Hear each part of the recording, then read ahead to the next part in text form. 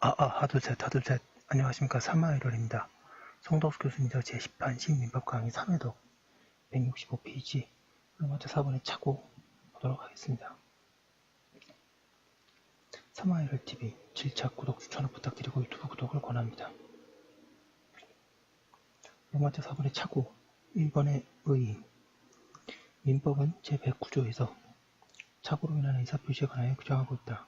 그런데 이 착오의 의의에 관하여 학설이 일치하지 않으며 판례도 파악하기가 쉽지 않다. 양가를 말해 학설, 반가를 말해 다수설. 다수설은 착오에 의한 의사표시는 표시로부터 추단되는 의사와 진의가 일치하지 않는 의사표시로서 그 불일치를 표의자 자신이 알지 못하고 한 것이라고 한다. 로마자 2번의 제2설은 착오로 인한 의사표시는 표의자가 의사표시에 이르는 과정 또는 의사표시 자체에 있어서 스스로 모르고 사실과 일치하지 않는 인식 또는 판단을 하고 이에 의하여 의사표시를 한 경우라고 한다. 제3설은 착오에 의한 의사표시는 진의와 표시의 불일치라고 하면서 여기에 진의라는 것은 표의자가 진정으로 의도하였던 의사, 즉 착오가 없었더라면 가졌을 것으로 생각되는 166페이지의 의사라고 한다.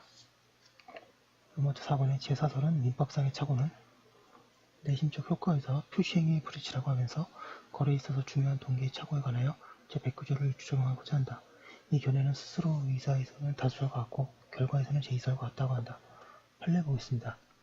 우리 판례는 착오를 전체의 착오와 법적으로 고려되는 착오의 두 가지로 나누어 정의하고 있는 것으로 이해된다. 그에 의하면 전체의 착오는 표의자의 인식과 그 대조 사실에 권하는 경우이고 고정 법적으로 고려되는 착오는 의사와 표시가 불일치하고 그 불일치를 표의자 자신이 모르는 경우이다.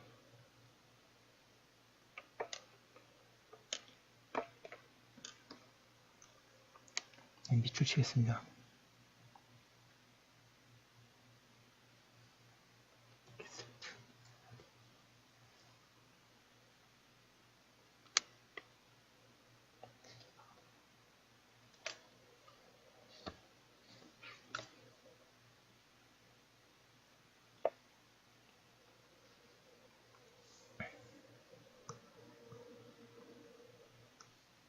양가의 기억에 의사표시에 착오가 있다고 하려면 법률행위를 할 당시에 실제로 있는 사실 또는 그 실제로 있는 사실이 없는 것으로 잘못 생각하듯이 표의자의 인식과 대조 사실과 권하는 경우라야 할 터이고 판결 선고 전에 이미 그 선고 결과를 예상하고 법률행위를 하였으나 실제로 선고된 판결이 그 예상과 다르다고 하더라도 이 표의자의 심리상태에 인식과 대조 사실의 불일치가 있었다고 할 수 없어 착오로 다툴 수는 없다.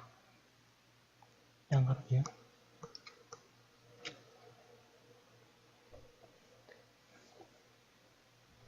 매도인의 대리인이 매도인이 납부해야 할 양도소득세 등의 세액이 매수인이 부담하기로 할 금액뿐이므로 매도인의 부담은 없을 것으로 착오를 일으키지 않았더라면 매수인과 매매계약을 체결하지 않았거나 아니면 적어도 동일한 내용으로 계약을 체결하지는 않았을 것이 명백하고 나아가 매도인이 그와 같은 착오를 일으키게 된 계기를 제공한 원인이 매수인 측에 있을 뿐만 아니라 매도인이 납부해야 할 세액에 관하여 매수인과 동일한 착오에 빠져 있었다면 매도인이 위와 같은 착오는 매매계약의 내용의 중요한 부분에 관한 것에 해당한다. 부동산에 양도가 있은 경우에 그에 대하여 부과될 양도소득세 등의 세액에 관한 착오가 미필적인 장래의 불확실한 사실에 관한 것이라도 민법 제109조 소정의 착오에서 제외되는 것은 아니다. 양가 3번의 사견. 착오의 유형 가운데 법적 고려의 대상에서 제외되는 것이 없다면 착오의 의의는 하나로 충분하다. 그러나 법적으로 고려되지 못하는 유형이 있다면 착오의 의의는 하나로는 부족하다. 그때에는 모든 착오의 의의와 법적으로 고려되는 착오의 의의가 필요한 것이다. 그런데 우리 민법상 법률행위 내용에 착오가 있는 경우에만 착오가 고려되기 때문에 동계착오는 고려 대상이 아니다. 따라서 착오의 의의는 동계착오를 포함하는 광의 착오와 그것을 제외하고는 법률행위 내용에 착오가 있는 경우의 협의의 착오의 모두에 대하여 정의되어야 한다. 그렇게 한다면 광의 착오는 표의자의 관념과 실제의 무의식적 불일치라고 할 수 있고 협의 착오는 A사와 167페이지 표시의 무의식적 불일치라고 할 수 있다. 이들 중 보다 중요한 것은 뒤의 것이다. 그것만으로는 법적으로 고려되기 때문이다. 그리고 그에 해당하기만 하면 여러 방식으로 발생한 착오이든 효과에 있어서는 차이가 없다. 여기서 협의 착오를 통틀어서 간단히 부를 수 있는 용어가 필요하게 된다. 그러한 용어로는 법률행위 내용의 착오를 줄인 행위 내용의 착오가 적당할 것이다. 이번에 착오와 법률행위 해석의 관계에 고려되는 착오, 즉 행위 내용의 착오의 경우에는 내심적 효과이사와 표시행위의 의미가 일치하지 않는다.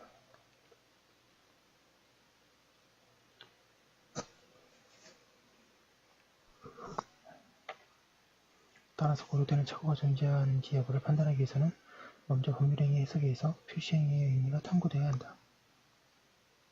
한편 착오가 발생한 법률행위가 계약인 경우에는 착오를 거론하기 앞서 계약의 성립 여부를 조사해야 한다. 왜냐하면 민법이 고려되는 착오의 효과로 규정한 취소는 법률행위, 그리하여 계약의 성립과 유효를 전제로 하기 때문이다. 계약이 성립하지 않으면 착오를 이유로 한 취소는 처음부터 문제되지 않는다.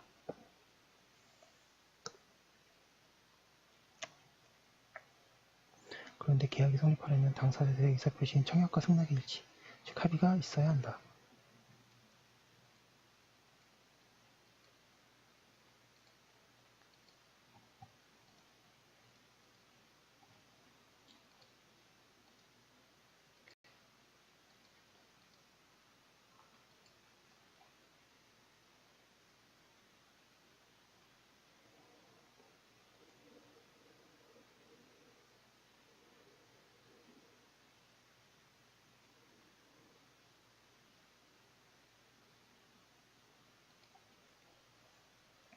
그리고 언제 합의가 존재하는 것으로 인정되는가는 의사표시 내지 법률행위 해석의 고려하에서만 해결될 수 있다. 아래에서 해석의 각 단계별로 착오와의 관계를 좀 더 자세히 살펴보기로 한다. 자연적 해석의 경우에는 그릇된 표시에도 불구하고 당사자가 일치하여 생각한 의미로 효력이 생기기 때문에 착오 취소는 인정될 여지가 없다.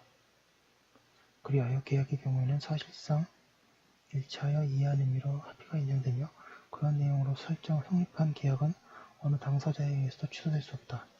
자연적 해석이 행해질 수 없는 경우에는 규범적 해석에 의하여 의사표시의 객관적 의미가 탐구되어야 한다. 그런 뒤에 그렇게 탐구된 의사표시의 의미와 표의자의 진정한 의사를 비교하여야 한다. 그 결과 이들이 불일치하고 있음이 발견된 때에는 착오로 되며 표의자에 의한 취소가 고려된다.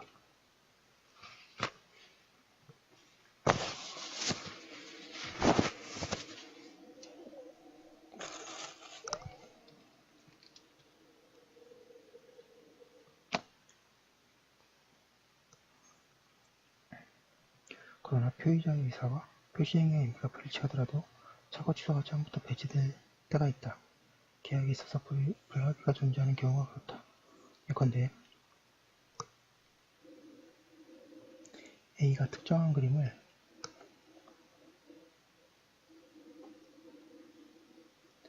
B에게 980만원에 판다고 청약을 하려고 하였는데 편지를 쓰면서 잘못하여 890만원에 팔겠다고 하였고 B가 그 청약을 읽고 850만원에 사겠다는 답장을 보내려고 하였는데 답장을 쓰면서 그 역시 잘못하여 980만원에 사겠다고 한 경우에 A, B는 모두 합의가 된 것으로 믿을 수 있지만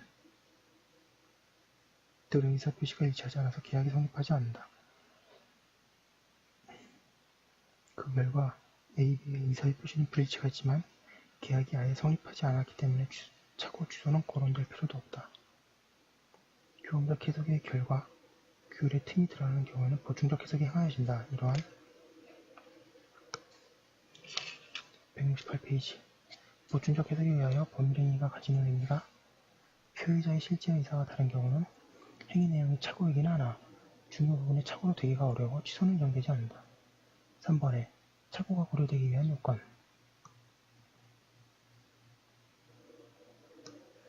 양가를말 서설 착오가 고려되기 위한 요건은 109조 제1항이 규정되어 있다. 이에 의하면 당연한 요건으로서 의사표시의 존재와 의사표시에 있어서 표의자의 착오의 존재가 필요하다. 그러나 이들에 의하여 특별히 설명할 필요는 없다. 그 밖의 요건으로 법률행위 내용에 착오가 있어야 하고 또 그 중요 부분에 착오가 있어야 한다. 그리고 제109조 제1항 단서는 표의자에게 중대한 과실이 없을 것을 요구한다.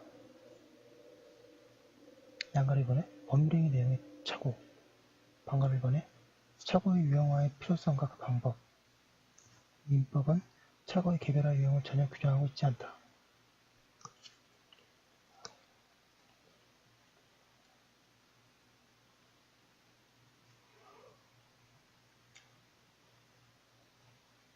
그렇지만 착오의 발생 양상이 여러 가지고 민법상 모든 착오가 고려되지는 않기 때문에 착오의 유형화는 필요하다. 착오의 유형화 방법으로는 심리학적인 분류와 착오의 객체에 따른 분류가 있으며 이 둘은 모두 필요하다. 그런데 전자는 모든 착오를 포괄하지 못하는 문제점이 있다. 따라서 여기서는 심리학적인 분류를 바탕을 두고 착오의 모든 경우를 망라적으로 인식할 수 있도록 유형화하려고 한다. 그것은 시간적 분류라고 볼 수 있다. 그리고 그에 따른 유형과 별도로 다른 착오의 객체에 따른 유형도 살펴보아야 한다.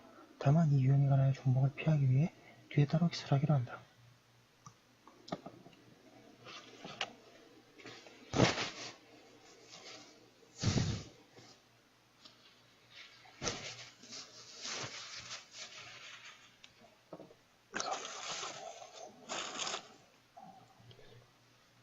방가 2번에 시간적인 분류에 의한 착오 유형. 이는 하나의 의사표시가 형성되기 시작할 때부터 상대방에게 도달하기까지의 과정 가운데 어느 단계에서 착오가 발생하였는가에 의하여 착오의 유형을 구별하는 방법이다. 의사표시가 행해지는 과정을 살펴보면 우선 표의자의 의사가 형성되고 그런 뒤에는 형성된 의사를 표현할 의사나 언어나 기타의 표시보가 결정되며 다음에는 결정된 표시보들이 표명된다. 이 세 단계를 거치면 보통 의사표시는 상대방에게 도달된다. 그러나 간혹 사자나 전신전화국 등에 의한 표시 음반이 게재되는 경우가 있다. 마지막으로 의사표시가 도달한 후에 상대방에 의하여 오해될 위험이 남아있다. 이 둘 중 어느 단계에서 착오가 발생하였는가에 의하여 착오의 유형을 나눌 수 있을 것이다. 그렇게 한다면 의사 형성에 있어서의 착오를 동기 착오라고 하고 의사에 의한 표시보호의 결정에 있어서는 착오를 의미 내용의 착오, 표시보호의 표명에 있어서의 착오를 표시행위의 착오, 표시 음반에 있어서의 착오를 전달의 착오, 그리고 상대방에 의해서 오해되는 경우를 상대방의 착오라고 한다. 이하에서는 이들 각각의 착오 유형이 행위 내용의 착오에 해당하는지를 검토하기로 한다.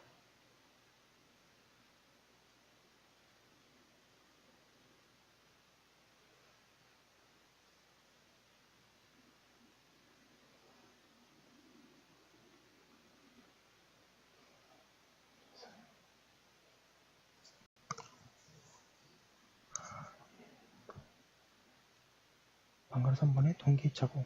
동기의 착오는 의사 형성에 있어서의 착오이다. 이는 연유의 착오라고도 한다. 159페이지. 예컨대 조카가 운전면허 시험에 합격했다고 믿고서 그에게 승용차를 사주었는데 사실은 합격하지 않은 경우가 그렇다. 동기의 착오가 어떤 범위에서 고려되었는가에 관하여 학설이 대립하고 있다. 방가로마자 1번에 제1설은 동기가 표시되고 상대방이 알고 있는 경우에는 그 동기가 의사표시의 내용이 되므로 그 범위 안에서 동기의 착오는 표시행위의 내용의 착오가 되지만 동기가 표시되지 않는 경우에는 착오의 문제가 일어나지 않는다고 한다. 방가로마자 2번의 제2설은 동기의 착오도 동기가 표시되었거나 또는 안 왔거나를 불문하고 다른 유형의 착오와 같이 일반 요건에 따라서 제109조가 적용되어야 할 것이라고 한다.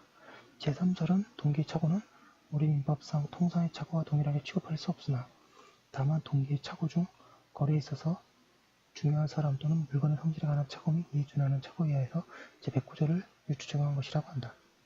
제4설은 동기 착오는 비록 동기가 표시되었더라도 취소 사유가 되지 않으며 다만 동기가 상대방에 의해서 유발된 경우에는 시인칙상 취소를 인정할 것이라고 한다.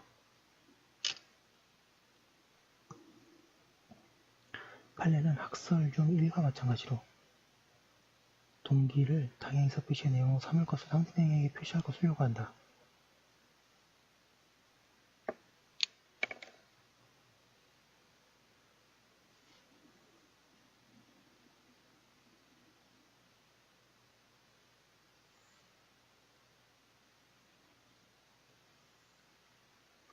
그런데 다른 한편 그 판례는 표의자의 착오를 상대방이 부정한 방법으로 유발한 경우 동기가 상대방으로부터 제공된 경우에는 표시를 묻지 않고 대체로 내용의 착오 여부에 관해서는 침묵한 채 중요 부분의 착오라고 한다.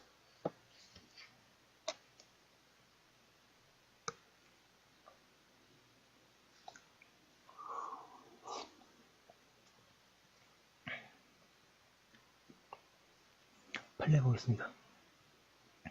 동기 착오가 법률행위 내용의 중요 부분에 해당하는 이유로 표의자가 법률행위를 취소하려면 그 동기를 당해 의사표시의 내용으로 삼을 것은 상대방에게 표시하고 의사표시의 해석상 법률행위 내용으로 되어 있다고 인정되면 충분하고 당사자들 사이에 별도로 그 동기를 의사표시의 내용으로 삼기로 하는 합의까지 이루어질 필요는 없지만 당사자가 법률행위의 내용의 착오는 보통 일반인의 표의자 입장에 섰다면 그와 같은 의사표시를 하지 아니하였으리라고 여길 정도로 그 착오가 중요한 부분에 관한 것이어야 할 것이다 고 하고 있습니다.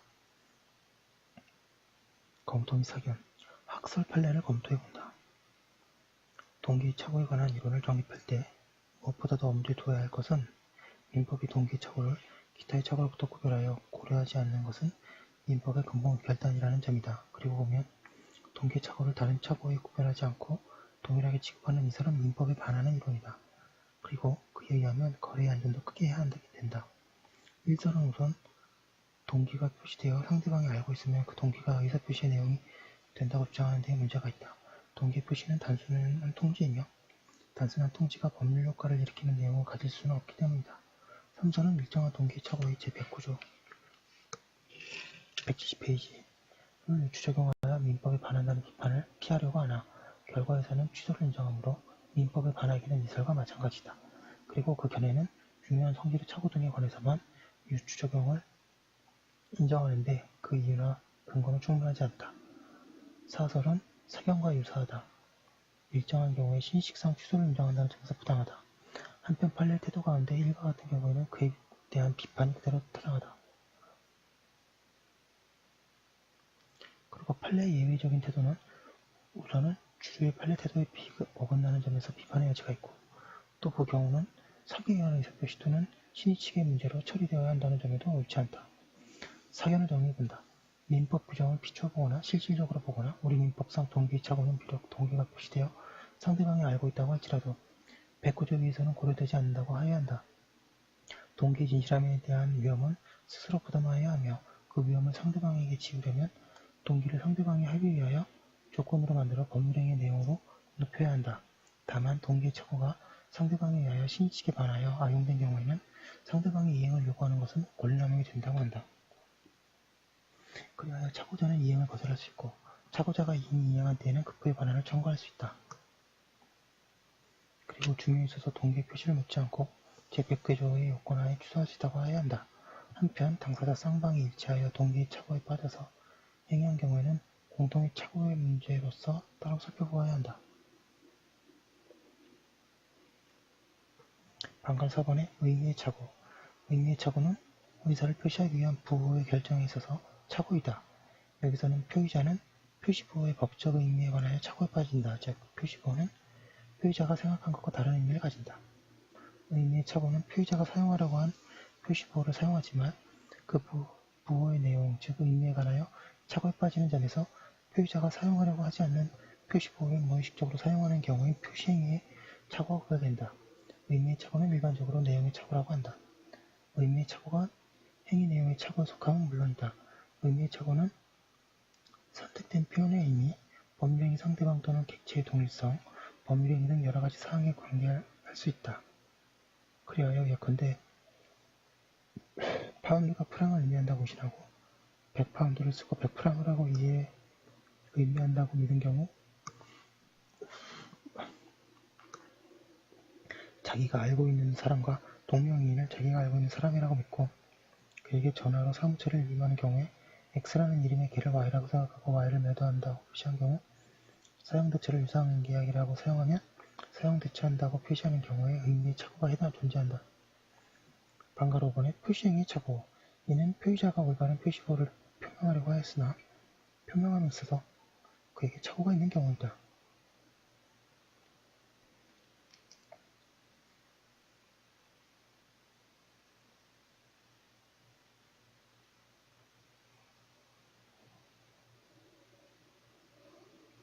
예컨대 매도한다고 말하려고 했는데 매수한다고 잘못 말한 경우, 물건을 주문하면서 100개 대신에 1000개라고 잘못 쓴 경우가 그렇다.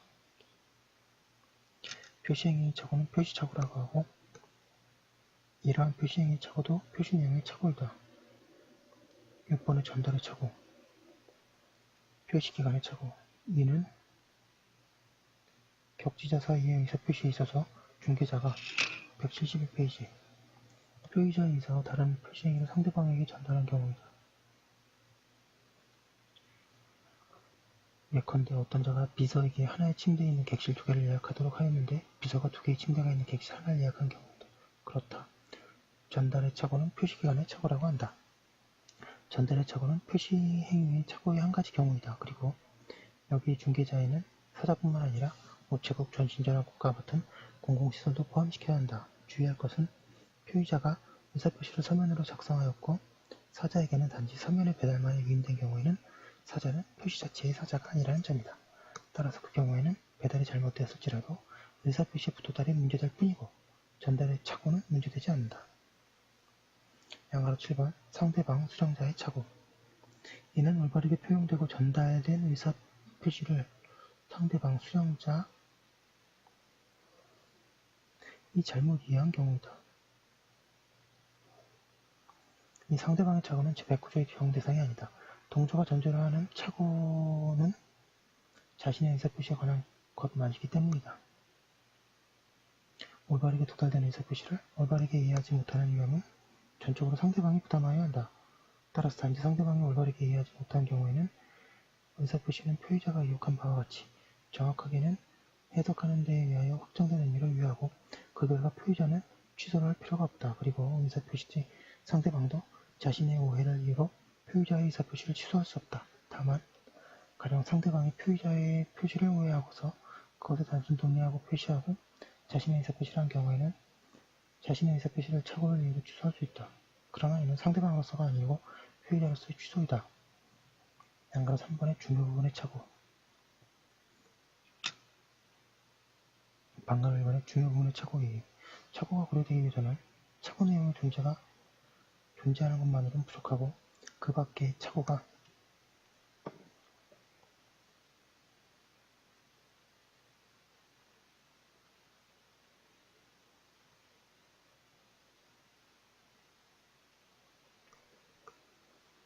법률행위 내용의 중요 부분에 있어야 한다. 여기서 법률행위 내용의 중요 부분에 착오가 있다 하면 의사표시에 있어서 달성하려고 한 법률 효과의 중요 부분에 착오가 있다는 것을 말한다. 그런데 그것을 판단하는 기준에 관해서는 학설이 대립하고 있다.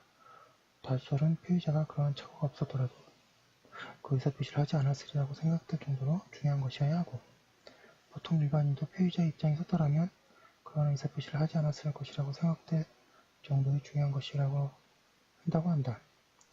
이번에 제2설은 다수설의 객관적 요건 외에 상대방의 인식 가능성이라는 요건도 추가되어야 한다고 한다. 제3설은 객관적 요건과 주관적 요건 중 어느 하나만 충족하면 된다고 한다. 판례는 동기의 착오에 관한 사안에서 주관적 객관적 요건을 요구하는 것과 객관적 요건만을 언급하는 것 172페이지 이 병존하여 그 태도가 분명하지 않다. 이에 대하여 우리 판례가 객관적 요건설을 취하고 있다는 견해가 있다. 그러나 판례가 한데 뒤일 것은 주관적 요건을 배제하기 위한 것이라기보다는 객관적 요건을 강조하기 위한 것을 보아야 한다. 그렇게 본다면 판례는 다수설, 객관적 요건설과 같다.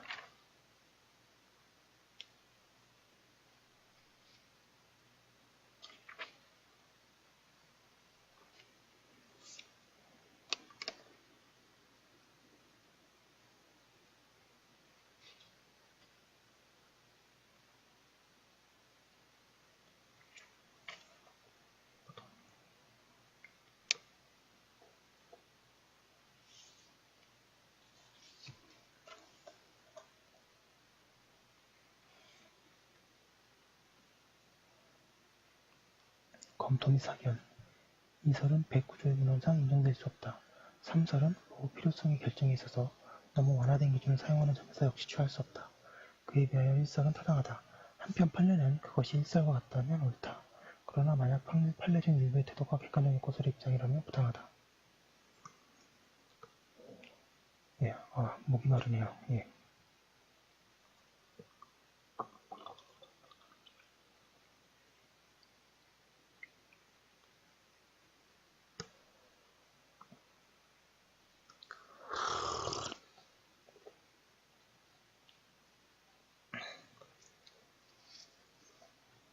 반가로 이번에 착오의 주관적, 객관적 현저성, 중요 부분이 착오로 되려면 먼저 착오가 주관적으로 현저해야 한다.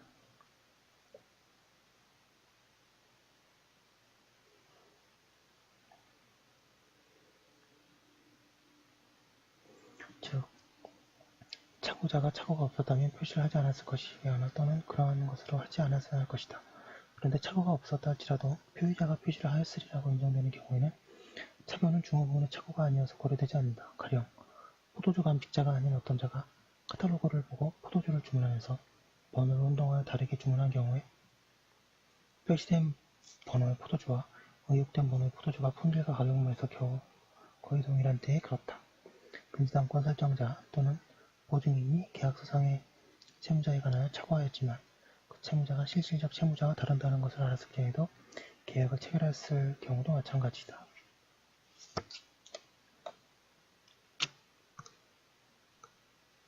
중요 부분이 착오로 되려면 그 외의 착오가 객관적으로도 현저해야 한다.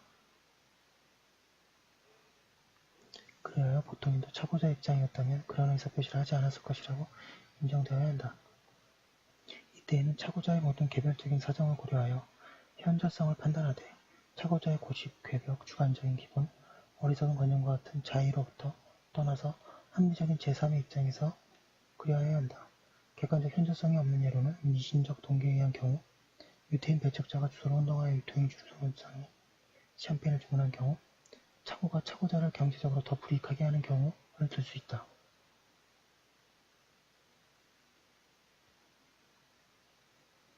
살려보겠습니다.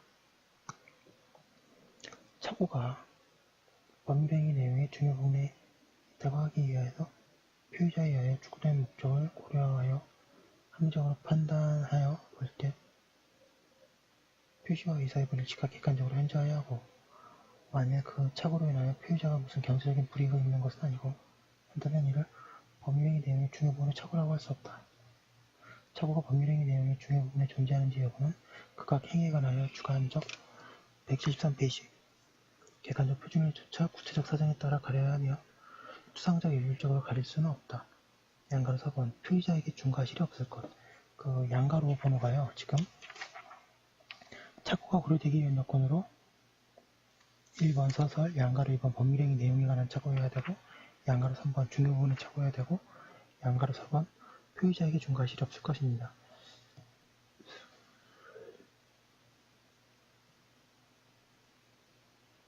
반가로 1번에 착오가 표의자의 중대한 과실로 인하여 발생할 때에는 다른 요건이 모두 갖춰져 있어도 고려되지 못한다. 여기서 중대한 과실이라 하면 표의자의 직업, 행위 종류, 목적 등에 비추어 보통 베풀어야 할 주의를 현저하게 결여하는 것을 말한다. 따라서 중대한 과실 유무의 판정은 구체적인 사실관계에 있어서 보통이 베풀어야 할 주의를 표준화하여야 하며 그 주의를 심하게 결하는 경우가 아니고서는 행하여야 하고 표의자의 주의 능력을 표준화하는 것은 아니다. 즉 구체적인 과실이 아니고 추상적인 과실 그리고 추상적인 중과실이 문제이다. 우리 판례에 의하면 공장을 개방하기 위해서 건물을 임차하면서 그 건물에 공장 신설이 가능한지 알아보지 않은 경우 새로운 공장을 설립할 목적으로 토지를 매수하면서 그 토지상의 공장을 건축할 수 있는지 여부를 관할관청이 알아보지 않은 경우 신용보증기금의 신용보증서를 담보로 금융채권 자금을 대출해준 금융기관이 미 대출자금이 모두 상환되지 않았음에도 착오로 신용보증기관의 신용보증서 담보설정 해지를 통지한 경우는 중대한 과실에 해당한다. 그에 비하여 매수인이 도자기를 매수하면서 자신의 골동품 식별 능력과 매매를 소개한 자를 과신한 나머지 고려청자 진품이라고 믿고 소장자를 만나 그 출처를 물어보지 않고 전문적 감정인의 감정을 거치지 않은 채 그 도자기를 고가로 매수하고 고려청자가 아닐 경우를 대비하여 필요한 조치를 강구하지 않은 경우 그 다음에 건물에 대한 매매계약 체결 직후 건물이 건축선을 침범하여 건축된 사실을 알았으나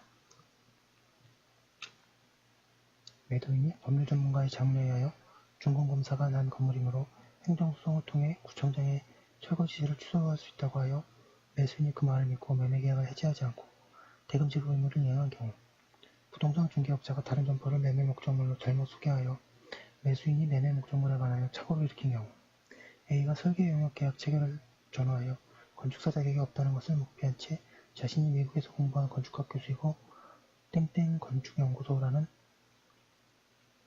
상으로 사업자 등록까지 마치고 건축 설계업을 하며 상당한 실적까지 올린 사람이라고 소개하고 재건축 조합 측이 그 말을 믿고 그와 설계 용역 계약을 체결한 경우에는 중대한 과실이 인정되지 않는다. 그리고 대법원은 구체적인 사안에 있어서 소액 대출임을 감안하여 간이심사 방식으로 신용조사를 한 점 등에 비춰볼 때 신용보증기관의 직원이 실제 경영주가 신용보증을 신청하면서 제출한 신청명인의 주민등록증 사진을 통하여 신청명인과 실제 경영주를 구분하지 못하고 신청명인의 학력과 경력이 실제 경영주의 것임을 발견하지 못하였다는 사정만으로 신용보증기관이 보증재산기관의 경영주와 그 신용상태에 대한 착오를 일으키는 데 중대한 과 174페이지에 실이 있다고 단정할 수 없다고 하였다. 반가로 이번에 표의자의 착오를 상대방이 인식한, 알고 이용한 경우에는 표의자는 그에게 중과실이 있더라도 취소할 수 있다고 하여야 한다. 이러한 경우에는 상대방보다 표의자를 보호하는 것이 마땅하기 때문이다.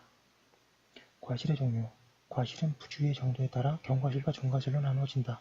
경과실은 다소라도 주의를 게을리한 경우이고 중과실은 현저하게 주의를 게을리한 경우이다. 민사 책임에 있어서는 과실만 있으면 충분하므로 일반적으로 민법에서 과실이라고 하면 경과실을 의미한다. 중과실을 요하는 경우에 특별히 중대한 과실이라고 표현한다. 과실의 다른 한편으로 어떠한 종류의 주의 의무를 게을리하였는가에 따라 추상적 과실과 구체적 과실로 나누어진다.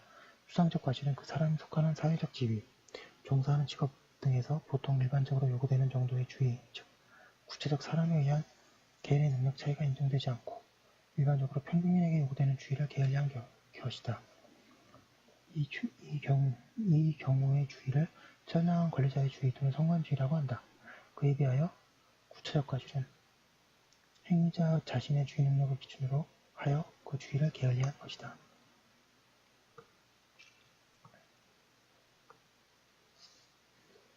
따라서 구체적 과실의 주의에서는 개인의 능력 차이가 인정된다. 그런데 민법상의 주의에는 성관주의가 원칙이고 그러하여 과실도 추상적 과실이 원칙이다. 민법은 구체적 과실의 경우에는 자기 재산과 동일한 주의 등의 특별한 표현을 쓰고 있다.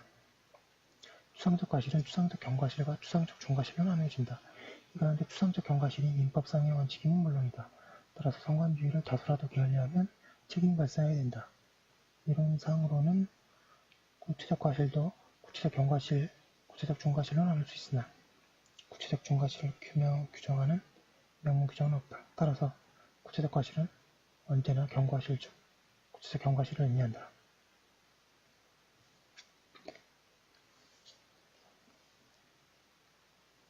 양가 5번의 상대방의 인식 가능성 문제. 견해에 따라서는 착오가 고려되기 위한 요건 내지 중요 부분의 착오 요건으로 상대방의 인식 가능성을 추가하고자 하나 이는 제109조의 해석상의 무리이다. 양가 6번의 증명 책임. 착오를 이유로 의사표시를 취소한 자는 착오의 존재뿐만 아니라 그 착오가 법률행위 내용의 중요 부분에 존재한다는 것도 증명하여야 한다. 그러나 표의자에게 중대한 과실이 있는가에 대한 증명 책임은 착오자에게 있지 않고 의사표시를 취소하지 않게 하려는 상대방에 있다. 착오를 이유로 의사표시를 취소하는 자는 법률행위 내용에 착오가 있었다는 사실과 함께 그 175페이지 착오가 의사표시를 결정적인 영향력을 미쳤다는 점, 즉 만약 착오가 없었더라면 의사표시를 하지 않았을 것이라는 점을 입증하여야 한다.